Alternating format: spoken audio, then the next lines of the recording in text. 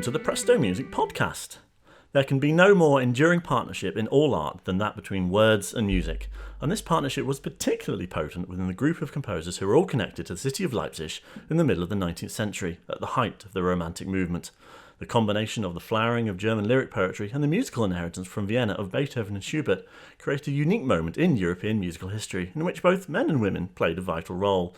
And on the show today we will explore the culture of 19th century Romanticism through the songs of both Schumann's, Robert, his wife Clara, both Mendelssohn's, Felix and his sister Fanny, and Johannes Brahms, who, somewhat appropriately in this context, lacks a female artistic companion.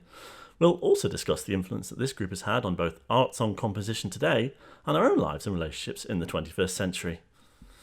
Hopefully the partnership between myself and my guest will prove to be just as fruitful as that between words and music.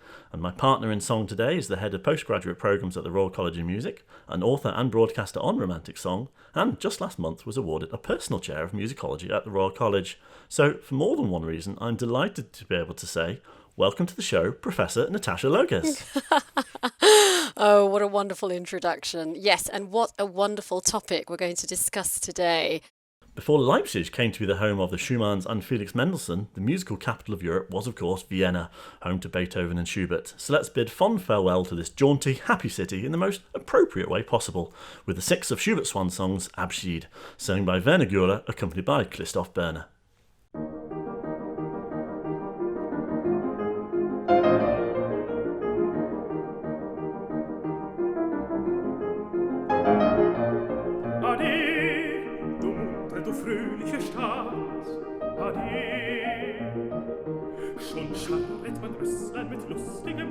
Jetzt nimm noch den letzten entscheidenden Gruß. Du hast mich wohl niemals noch traurig gesehen. So kann es auch jetzt nicht beim Abschied geschehen. So kann es auch jetzt nicht beim Abschied geschehen. Ade, du muntre, du fröhliche Stadt.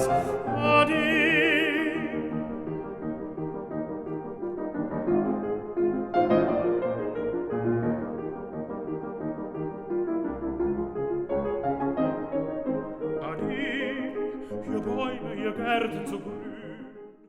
Natasha, what were some of the reasons why the musical centre of gravity shifted 550 kilometres northwards from Vienna to Leipzig after the deaths of Beethoven and Schubert?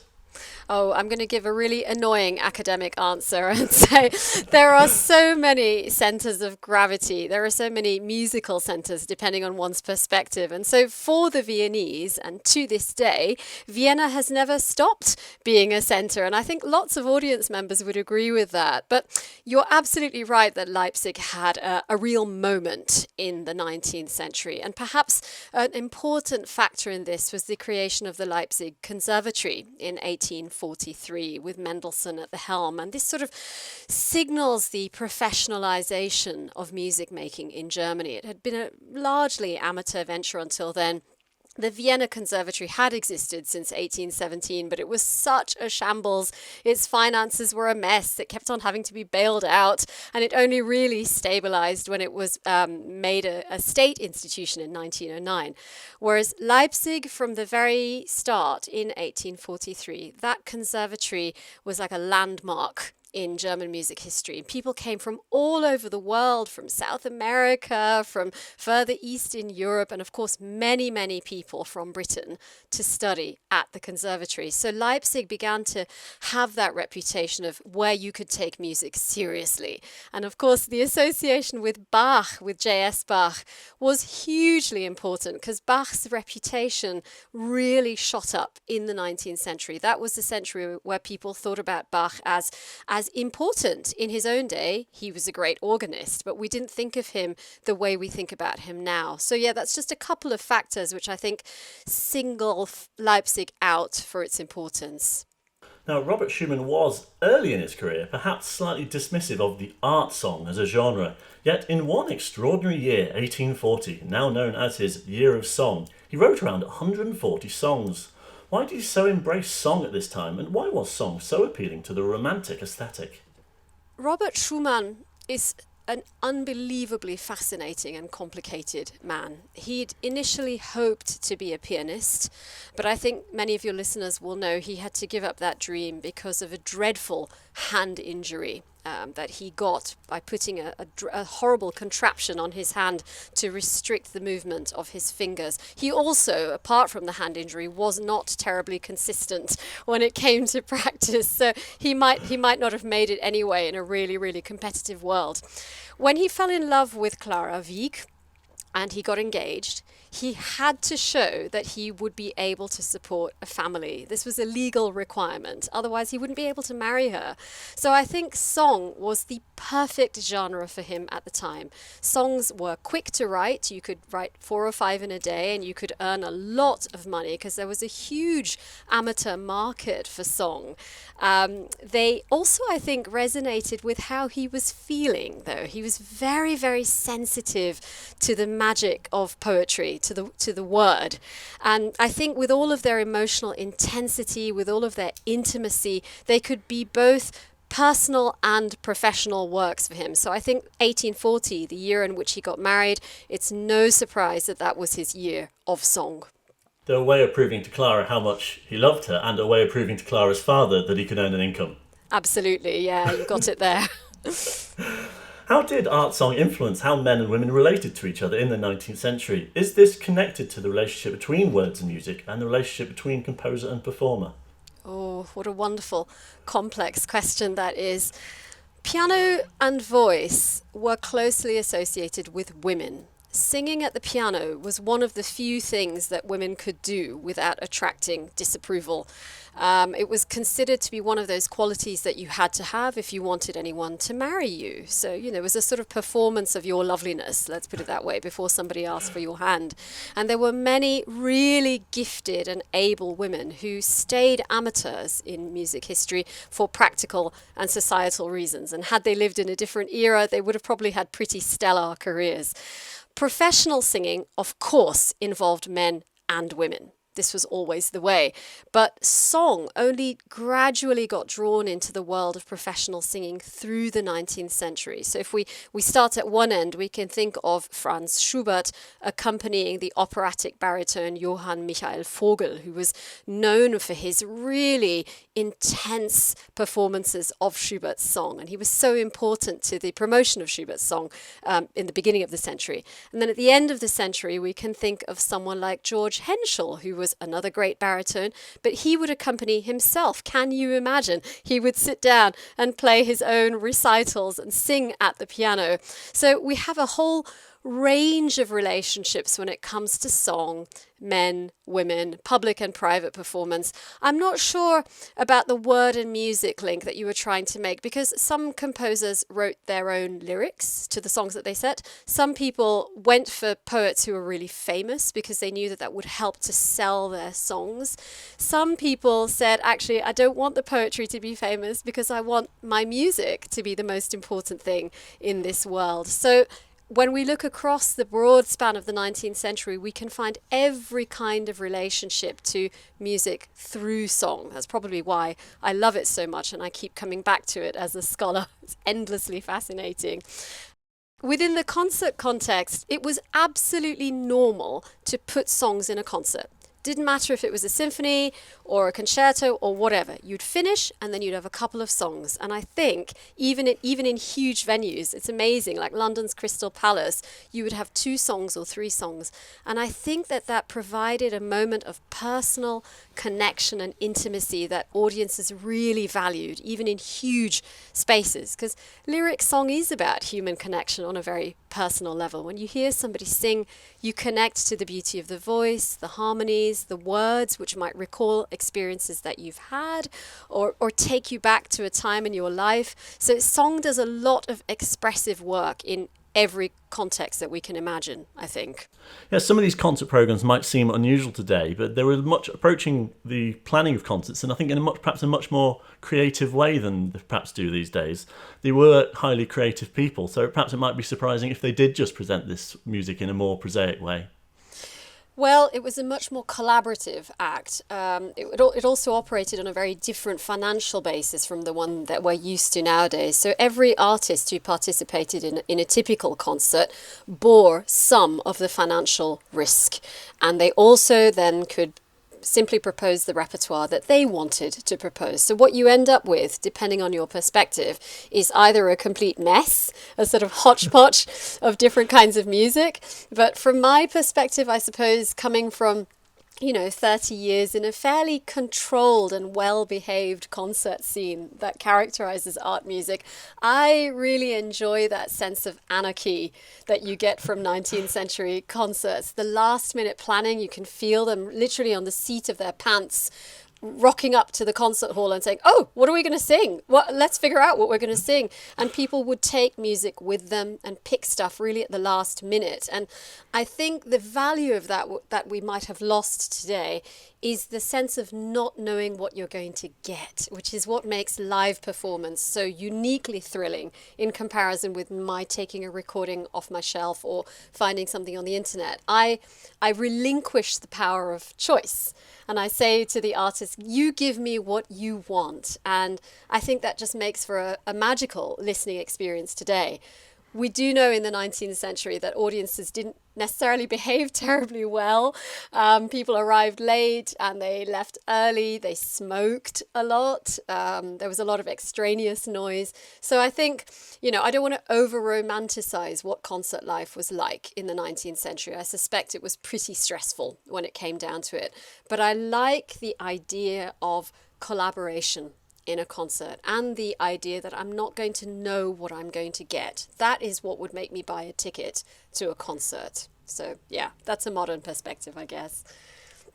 Schumann's most famous contribution to song is probably Dichterliebe. What stands out about Dichterliebe to you, Natasha? Oh, it's just so beautiful. That's the short answer. Musically, it's so spare. There isn't a single extra note in that score, and that economy really impresses me, so purely from a compositional standpoint. Poetically, the words of Heinrich Heine, which Schumann set in that cycle, seem to me to show such a profound understanding of what it is like to be in love and to suffer in love, which I think, I don't know, but I think that's probably a universal experience. I think all of us have one point in our lives where we lay ourselves to that kind of pain, and that pain is allied with hope. And Heine just gets it. He gets it in a really concentrated way. And I think also Schumann is the master of what poetry can't say. So he's very interested in the preludes, the bit of the piano music before the singer sings, the postludes that come after, and of course the very long postlude that closes the whole cycle, which is basically, I think, him saying, make of this what you want. Put your own heart and your memory and your life onto this and allow yourself to feel. Sorry, this is me pretending that Schumann is some kind of profound psychotherapist, which I kind of think he is in music, that he gives us space and time to feel many things that we would normally keep repressed, that we would think, well, sorry, I'm a grown-up, I don't do that kind of thing anymore. And I love the fact that he takes me back to a time in my life, which is now many years ago, where I think, yes, I know how that feels to weep with love. I think it's such an important work in that sense. I really can't overstate its importance and its continuing relevance today. Unlike the great three Schubert cycles, it's much more concentrated, isn't it? Yes, we do have to remember the important point that you made before, which is that concert life was very different. Nobody would have dreamed of performing Schubert's big cycles from start to finish, including Schubert, in his day or for much of the century. So that's very much a 20th century construct and not one to which I personally am very wedded anymore. I do find it's difficult to keep that level of concentrated listening which those long concerts demand. Dichterliebe is perfect. I find, even though I've played it many times and I've heard it many times, that it says what it needs to say in just the right length of time. For me, it works, but I know that's a personal view, and there are many, many people who are very wedded to the 75-minute Schubert cycle experience. Well, let's sample a bit of it now. This is the 12th song of the cycle, Am Luchtend den Sommermorgen, in which the poet finds no solace from his sorrow amongst the summer flowers.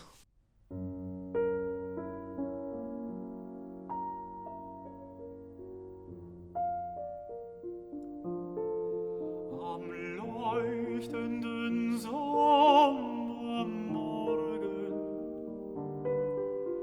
geh ich im Garten herum.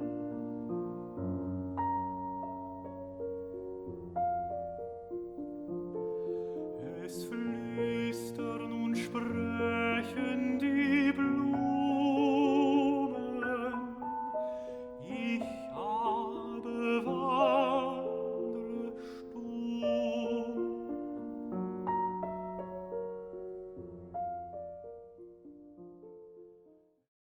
That was performed by Ian Bostridge and Julius Drake. I was delighted that you picked this recording in particular, Natasha, and I'm not alone in my admiration for it here at Presto Towers. The tenor Ian Bostridge really exemplifies, both in voice and in image, a young lovelorn poet, doesn't he? Oh, he sounds so vulnerable and so boyish. I think the pair of them just absolutely get it right. Sometimes I need a different recording, but for today and for this occasion, that felt like the right one. Well, alongside Dichterliebe and the two Liederkreis, Frauenliebe und Leben, A Women's Love and Life, is one of Schumann's most enduring contributions to song, yet Frauenliebe und Leben is perhaps uncomfortable to some modern listeners, describing uniquely female experiences through words and music by men. To use a 21st century term, Natasha, is this 19th century mansplaining? I have to preface my response by saying that no one has to agree with me when it comes to Frauenliebe und Leben. I have heard the passion with which friends of mine and colleagues of mine have defended this music, and I think there's something really genuine there. I just don't share it. I think that this cycle has profited disproportionately from our obsession with cyclical works. You know, there's just something tidy about something that has one title, and then we sing it. And so these things become important. We program them automatically and perhaps unthinkingly, even when there's so much other music out there, which is so much, to me, more interesting and rewarding. Now, Schumann wrote these songs in the middle of July 1840, 2 months before he got married. And I'm sure he thought that they would sell well. He had already seen that they'd attracted other settings by other composers, and he reviewed them in his magazine very positively. Maybe he was feeling triumphant that the legal objection to his future marriage had been overturned. That happened actually a couple of days before he wrote the cycle, so that was very fresh news. He did write an awful lot of other songs at the same time, which people pay much less attention to because of the sort of power of the cycle. So, you know, I sort of feel reasonably sympathetic to Schumann. He was also deeply inexperienced. He didn't really know anything about women or marriage or motherhood or widowhood or any of it. So fine, he's on the one side.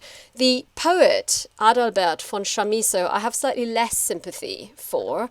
He was a really fascinating and brilliant man. He was a traveller and a botanist, a very fine botanist. But even by my quite generous standards, he was an uninteresting poet, I think. And these songs present a woman who I think is pretty dull. I just think I wouldn't want to be loved by this woman, and I wouldn't want to love like this woman. Her spatial realm is her room with a bed and a cradle, and I think that kind of tells us what Chamisso thought women were for.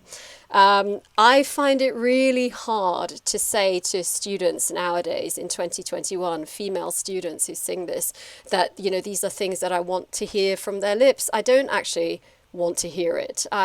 It's not easy for me to say it because I really love Schumann. I sort of feel I have to be flying the flag for this repertoire, but actually I would just rather listen to something else. But nevertheless, I have picked something for your listeners today because I imagine that a lot of them still do really care for this and probably at least partially identify with the sentiments of this woman. So I have picked something for your listeners today. And you picked the fourth song, Du Ring and meinen Finger, in which the protagonist rejoices in being popped the question. Here sung by Sarah Connolly with Eugene Asti at the piano.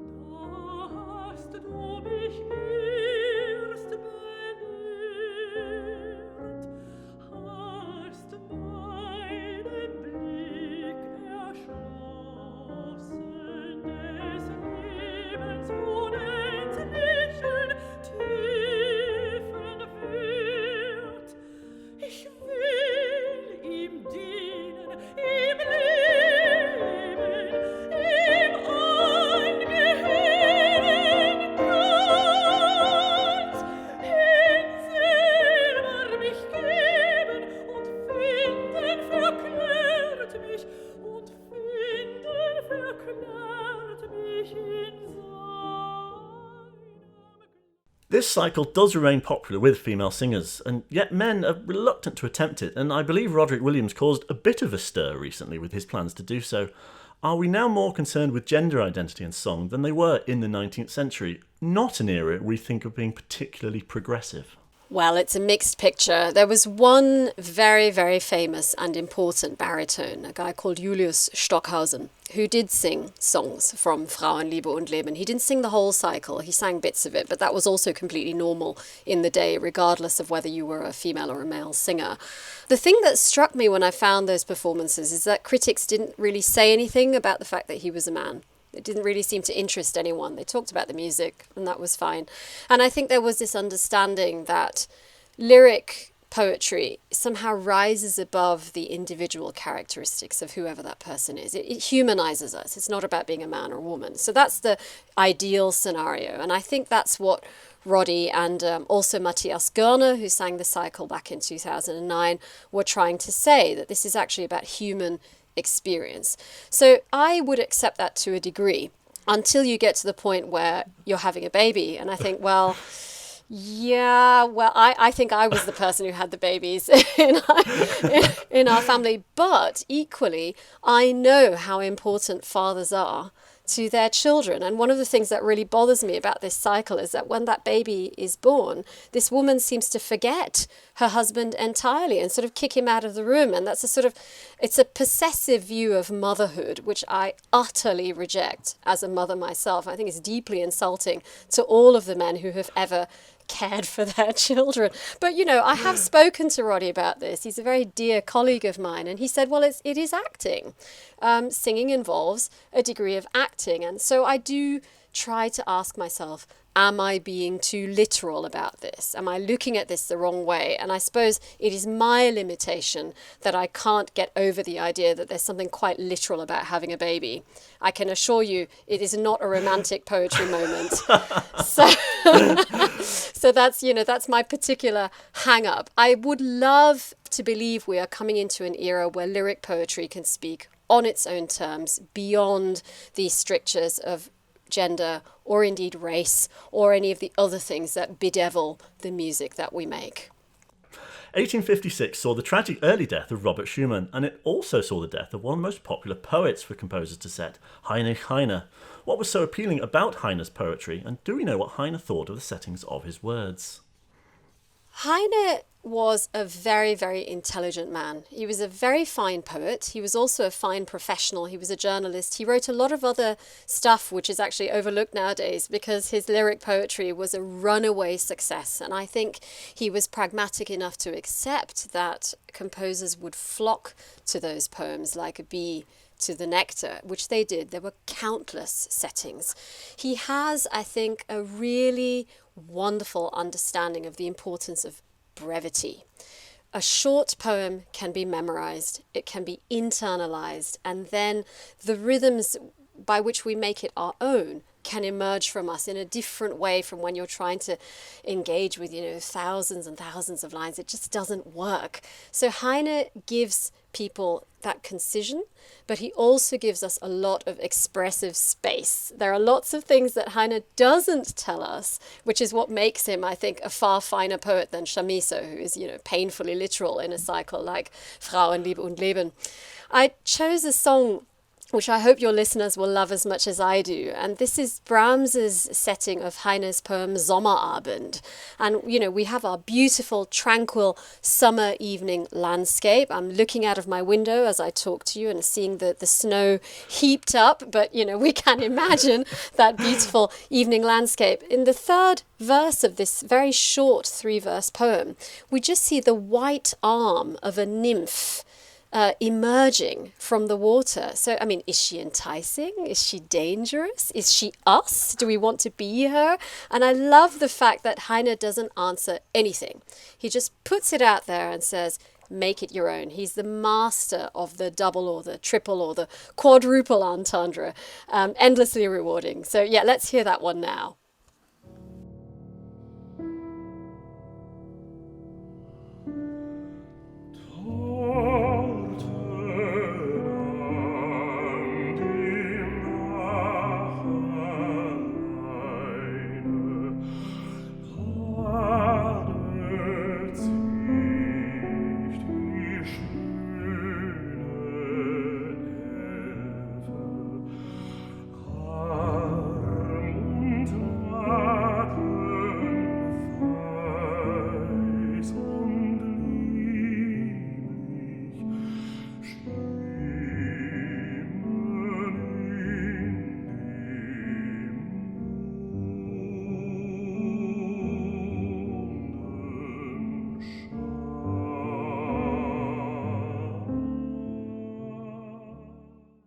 That was Sommerabend, sung by Matthias Gern and with Christoph Eschenbach at the piano.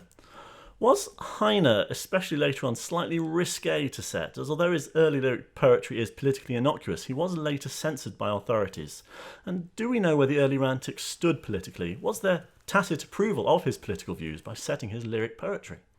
Heine was a poet who appealed to the young. He was politically very bold, and he gave voice to lots and lots of sentiments that people held in the very heady years up to the revolutions of 1848.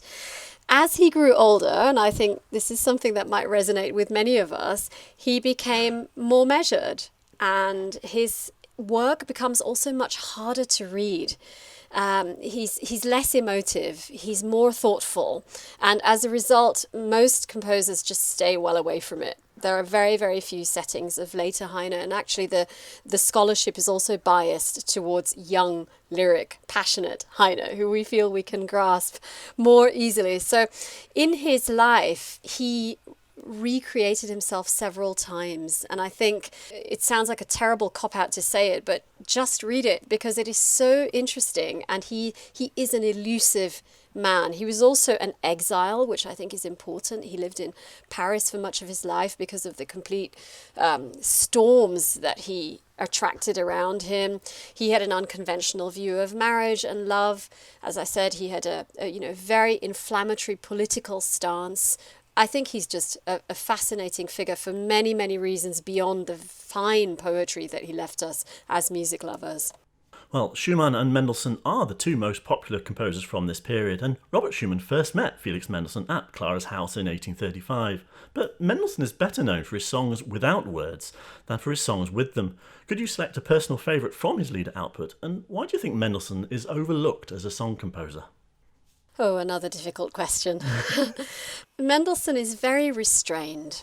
I'm not sure that restraint is very fashionable nowadays. He's very elegant. His music is very beautifully crafted, and I think it is very expressive, but not in the heart-on-sleeve way that necessarily appeals to listeners who are accustomed to, say, Richard Strauss.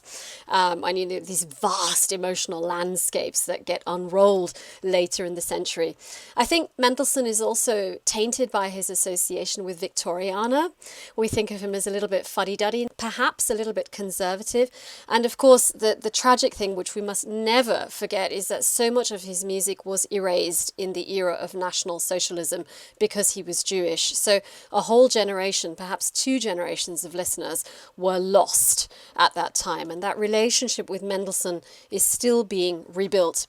And I feel this in myself because Mendelssohn had so little prominence in my own music education. I feel like I am still learning to value those very well-crafted forms in which he specializes. In terms of what I've picked for your listeners, he had a particular affinity with the poetry of Goethe, who was like the great granddaddy of German poetry in Mendelssohn's lifetime, and people venerated him. So it is absolutely natural that Mendelssohn would be drawn to Goethe. Goethe heard Mendelssohn play when he was a child and admired him greatly. That's one of those wonderful stories. And I've chosen for your listeners Mendelssohn's very beautiful setting of Die Liebende schreibt, which is a perfect love letter of longing and dreaming. Just a letter which says, I'm just hoping that you're going to say, I love you too. You know, when we declare our love, that is the answer that we want. And this is what this letter says. And it's crafted as an absolutely perfect sonnet. So let's hear that now.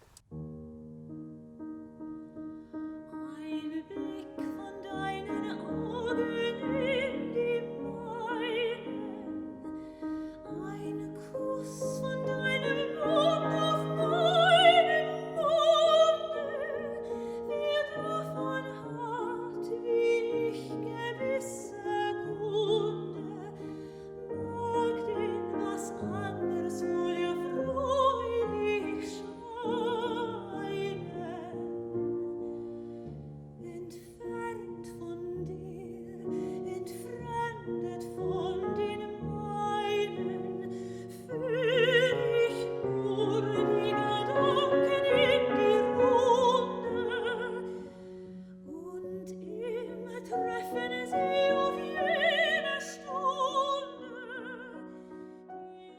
Fantastic. That was performed by Sophie Dannemann and Eugene Asti at the piano. Mendelssohn never wrote any song cycles. Is there an overemphasis on cycles these days, with singers wanting to make big artistic statements both in concert and on disc, and see how they measure up against the great singers of the past? Natasha, what's wrong with some wine and nibbles and some nice pleasant songs on an evening? There's nothing wrong with nice, pleasant songs. The cycles also contain nice, pleasant songs, but we tend to think of everything as if they're symphonies, which is a bit of a mistake, or, a really, really long sonata. I think there is a sense that art music, should be hard work. And I suppose from my own perspective, I think it can be hard work and tremendous fun at the same time. And I also think sometimes we're in the mood, to sit down and really listen for 75 minutes. And sometimes we just need 5 minutes of perfection and beauty. And we're not very kind to ourselves as listeners. 19th century listeners had many more informal settings in which they could hear music, such as their homes. And for any of us who do make music at home, it's fine if you play one movement. And it's fine if you play the slow movement, because that's the movement you can play. You don't have to march through things in an orderly way. And I love the idea of giving listeners back some ownership of that experience. So that means you don't have to go through the whole thing. And sometimes it can just be pure pleasure. I think in an ideal world it should be a bit of both, right? Well, Mendelssohn wasn't a member of an extraordinarily talented family. His grandfather Moses was a famous writer and philosopher, and his sister Fanny, who wrote a considerable number of songs, was possibly just as musically talented as Felix. What can you recommend from her extensive collection of songs? God, she's a very conflicting woman for me, Fanny Mendelssohn, because I would go so far as to say that she was probably more talented than her brother. Certainly the evidence that we have of them as children was that she was probably the more talented of the two. And of course, it's the usual story, because she was a woman, she couldn't do this professionally, etc., etc. Let's not depress ourselves with that. She didn't fight it perhaps as much as she could have. And this is one of those situations where being upper middle class and wealthy was actually a huge barrier to her, because if she had been working middle class, as we would perhaps define Clara Schumann, it would have been much, much, much more acceptable for her to roll up her sleeves, get her stuff published and get the income, or at least teach, concertize, be engaged in the world of music. But because of that class background, she did withdraw. She did have an amazing salon where they performed wonderful music to a very high standard, but she didn't fight for a space in the professional world. She wrote her wonderful songs. There are still lots and lots of problems with accessing good quality scores of Fanny Mendelssohn's songs. There are editions which I think are still to come. I would like more recordings. As someone who loves recorded music, I would really encourage singers to get out there and explore. You wanted me to recommend something of hers, didn't you? But I did want to just say, I think I really, really reject the idea of a female genre in music. The men around Fanny Mendelssohn, and indeed around all of the female musicians of the 19th century, were very, very protective of their power, their influence and their incomes. So goodness, if you couldn't find a publisher, that was just the start of your problems. You couldn't find a venue, you couldn't find a connection, you couldn't find an orchestra. There are lots and lots of works out there by women composers that have not been published, not catalogued, not performed, not reviewed. And this is where I think history is in the making now, and that repertoire is coming out. But yeah, coming back to Fanny Mendelssohn, I love her music because I think she's perhaps a little bit less conventional than Felix Mendelssohn. She wasn't having to battle with the commercial world in the same way. So I think she takes some really wonderful risks harmonically, structurally. To me, she is giving me new discoveries every day. And I've picked again another Goethe setting. This is a setting of Fanny Mendelssohn's Zuleika.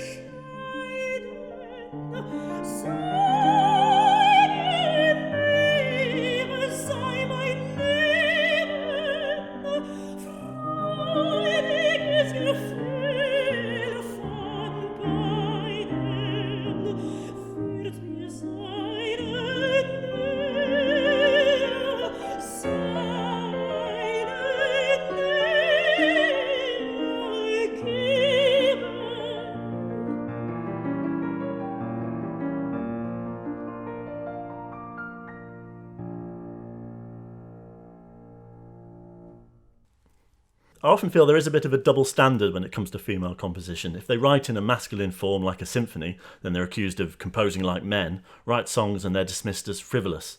Did this attitude actually get worse over the course of the 19th century? Wow, I'm not sure how much worse it could have got, to be honest. Well, the 20th century is not one to be proud of in that regard. I think it is tempting to view history as this sort of uninterrupted march of progress and things getting better. But, we've seen plenty of evidence, even in the last 20 years of history, that things don't move in nice, neat trajectories towards a sort of golden horizon. People had different freedoms at different times. I think when it comes to the big genres, and I don't think of them as masculine, but I do think of them as expensive. So symphony and opera, there were real barriers. You need a lot of people to be on your side to get an opera put on. And that's where the ranks would simply close. It just wouldn't be possible for women unless they had really outstanding connections or prestige or mountains of private cash to put those things on. So, as I said earlier, I think 19th century history is in the making as we speak, with new recordings and new works coming out. I think of someone like the singer Pauline Viardot, who wrote operettas. And, her works are really charming. They're really fun. They're very thin textured and they're very easy to put on. They're massively performable. And in this current moment in history where the idea of getting a big fat Wagnerian orchestra into a pit feels very distant to those of us who work in this world, it's tragically distant, I can see a window opening for these light operas of someone like Pauline Viardot, handful of performers, beautiful musical experience. So I suppose that's me just trying to see a silver lining on a big fat cloud. Well, famous in her day as a concert pianist, Clara Schumann's compositions are now being given much more exposure on record. Again, do you have a favourite song by Clara Schumann? And leaving the biographical details aside, how do you rate Clara Schumann as a composer? So, answering your first question first, I do have a favourite song of Clara Schumann. It's been my favourite song of hers for several decades now, and this is a setting called Geheimes Flüstern, Secret Whispers. I think it's simply one of the most perfect songs ever composed from a musical standpoint. Even if one had no interest in Clara Schumann or women or whatever whatsoever, this song absolutely stands up there with the very best.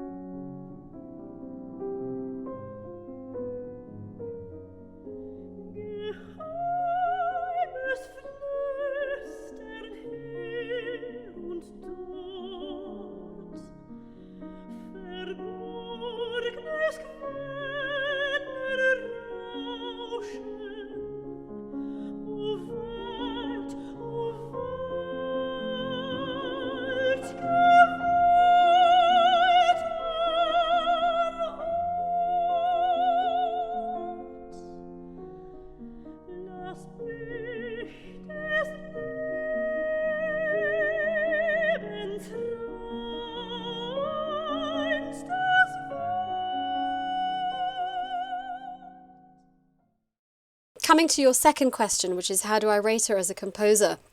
I wish it were possible for me to say that I can leave biographical details aside, but I can't. I would challenge anyone to have 7 children and see how great a composer they were in the light of that. It is just, there are 24 hours in the day. She lived in a time when women's creativity was routinely put down. And I think what makes me the saddest is when she puts herself down in her own diaries and letters and says, well, I don't think I'm very bright. I don't think I can compose. And you think, good grief, how much more impressive do you have to be before you can celebrate what you're capable of? But she did not have a wonderful view of herself, and there was no one around her really saying, go for it, you are amazing. So I'm afraid I do think of her, it sounds awful to say it, but when someone dies young, we are encouraged to look at their life as a whole. whether it lasted 3 years or 30 years or 70. And I suppose I regard Clara Schumann's compositional life like that. After she was widowed, she composed almost nothing for the remaining 40 years of her life. So I suppose I see that as a kind of death. Instead of worrying, therefore, about what she didn't write, I try to celebrate what she did. And there are many, many rewards to be had there. Yes, I'm delighted that you've said that that's an unfair question, because I posed it to you and then thinking later I thought, no, that's not fair, because no one would attempt to tell the story of Beethoven without reference to his biography. So why do we do that with Clara Schumann? Yeah, absolutely. Brahms and later Richard Strauss turned to song in the twilight of their careers, with Brahms' Wir Ernste Gesänge almost being his swan song. Here's the first of these, Den es gehört dem Menschen, a setting from Ecclesiastes performed by Kathleen Ferrier with John Newmark at the piano.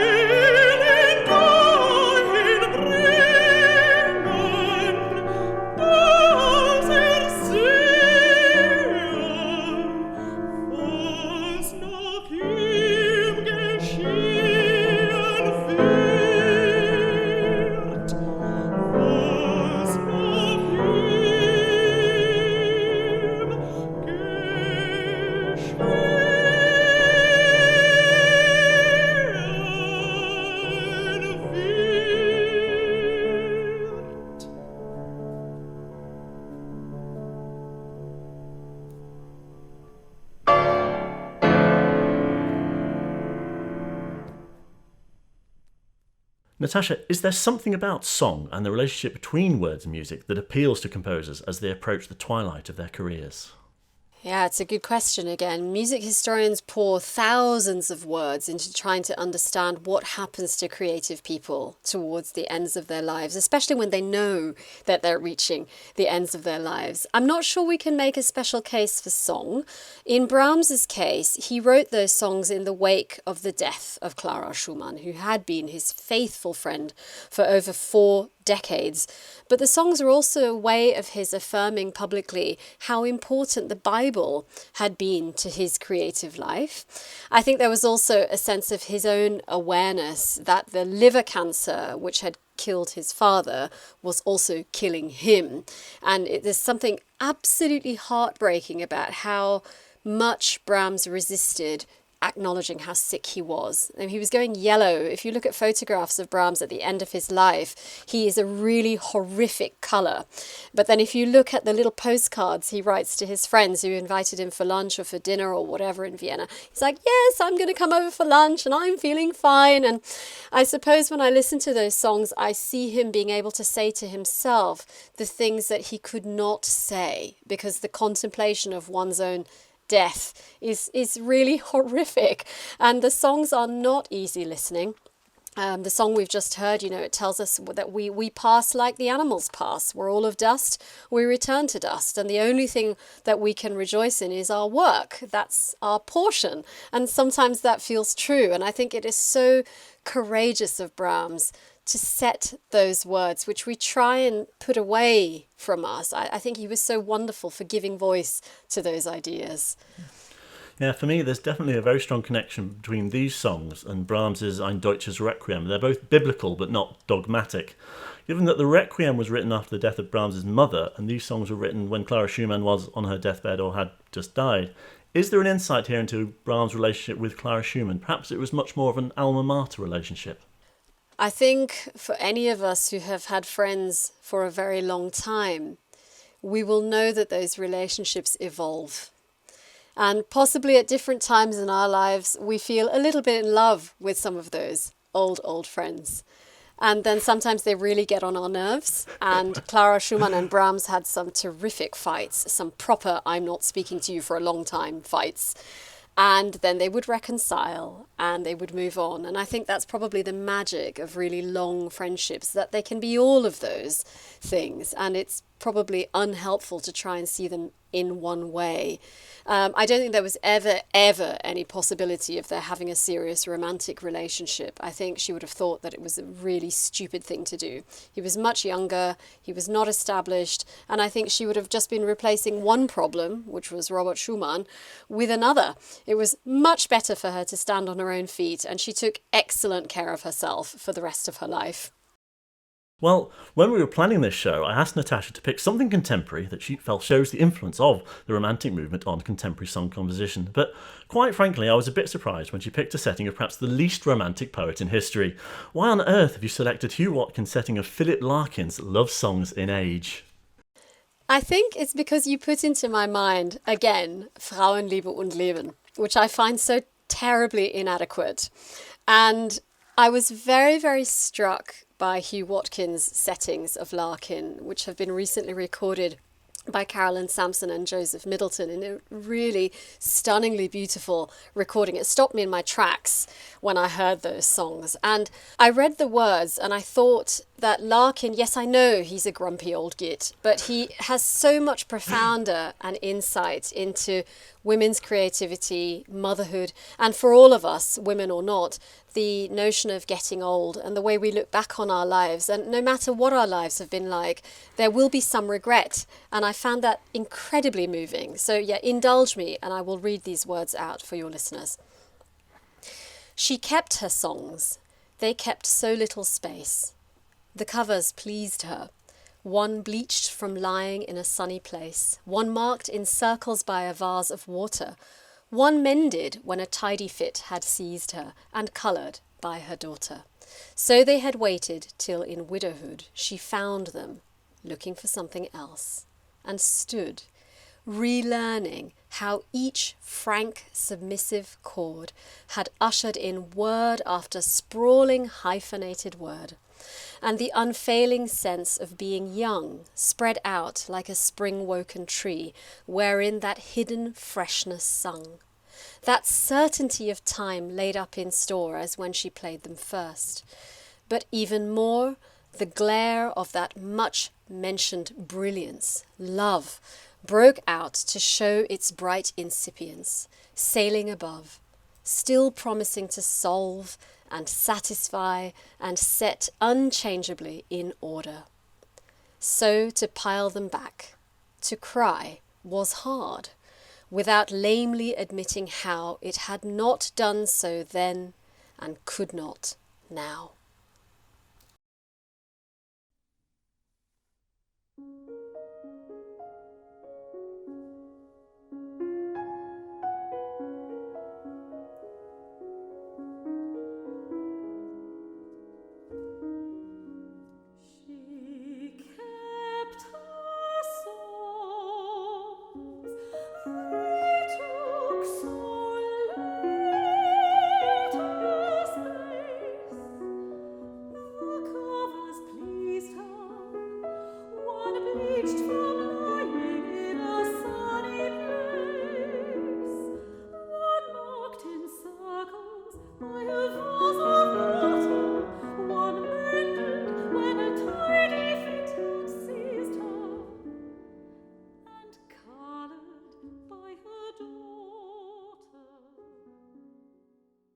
Well, I was delighted that you picked that because Hull University is my alma mater, Natasha. So if you've ever been to Hull, he was literally the most Hull man ever. There was the perfect symbiosis of man and town with Philip Larkin in Hull. No wonder he now has a statue there in the train station. It's absolutely spot on. Looking grumpy, I hope. In a bittersweet way, is this song an ode to the idea of romanticism that has grown up around 19th century poets and composers, but that never really existed? Has the Romantic movement naturally been romanticised? Well, there's a historical answer and there's a human answer. Human beings' relationship to love has altered over the centuries, and depending on what culture you're in, some people just don't understand the idea of romantic love in the same way as is normal within our society. And I think that's a really important thing to remember. But we are who we are, and we live in the cultural world that we have, and so romantic love still reigns supreme, I think, within the stories we tell and the music we want to listen to, the films we watch and the novels we buy. And I think the way we imagine our lives, most of us have a very vivid memory of those times of love. And I suppose that's what keeps drawing me back to art song, because I think that's one of those moments, thinking of the long span of human cultural history, where we just really look at that idea of love and we love it. We can't draw ourselves away from it. So yeah, I am a hopeless romantic. I know I don't sound like one in this podcast, but I am. And I think I never will stop. It's now been a long time and I'm thinking, are you going to grow up anytime soon, Natasha? And it doesn't seem like it. I still go back to this music again and again. Well, finally, as we record this show, we are close to Valentine's Day. Is the world of the romantic art song still relevant to love and romance in the 21st century? Well, Paul, do you think people are going to still continue falling in love? Do you see any? I would imagine so. I think so. I think you've just answered your question. Yes, is my very firm answer, and I wish people joy with it as well. We need a bit of it at the moment. Oh, fantastic. Well, thank you very much, Natasha. As the saying goes, you've helped put a song in our heart and a spring in our step. My pleasure. Thanks for inviting me. German Song on Stage, edited by Natasha Loges and Laura Tunbridge, an exploration of the performance of Lieder in the Victorian era, is available in our Presto bookstore. Have you got any exciting projects in store? Too many exciting projects in store. I am working on a book-length history of 19th century concerts, which is just proving to be a complete delight. One thing after the other, where you think, wow, did they really do that? Did they really get away with that? And also I'm looking a lot at 20th century female song composers. As I imagine some of your readers could guess, this is something that really fascinates me. But that's early days, and we'll see what the future holds. Fantastic. Well, I have to thank my long-suffering partner in production, Matt Groom, and I have to thank you for listening.